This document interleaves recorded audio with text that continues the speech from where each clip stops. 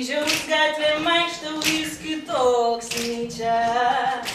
Nieko nebelieka, nieko neturiu.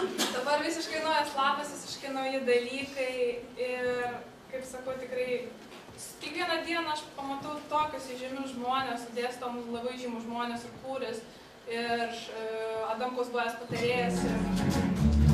Jis krenta kaip vėjas,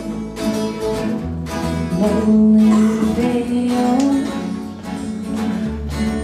raganų burtai, alchemija. Studijuoju, esu šaunė visų pirma, šapoką baigiau prieš pusę metų. Studijuoju KTU, naujų medijų kalbą. Tai va, ir dabar visi galvoja turbūt, kas tai yra. Ir tai yra žurnalistika, galima pavadinti taip, anglų kalba. Listen to me when I say I'm gonna follow my way. It's gonna make some mistakes, I'm on the right track, baby. I was born this way, don't lie to yourself and read. Just love yourself and just say I'm on the right track, baby. Šapoką baigiau 2011 metais, dabar esu 3. kurse, elektronikos inžinierijos bakalaurė.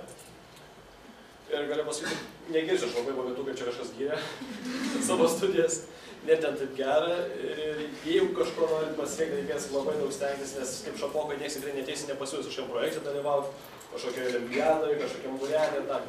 Šapoką baigiau 98 metais.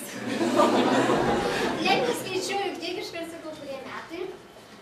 Pabaigiau Kauno technologijos universitetą, bakalauro studijas, magistras, širutėnį visi stojo, reikia stoti.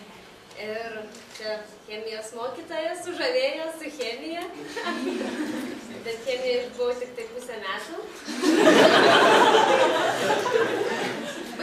Susižavėjimas baigėsi chemiją. Ne, iš tikrųjų ne dėl to. Mečiau tas chemijos studijas, buvo aukštoji matematika, buvo daug baisiau. Aš laikyčiau ją savo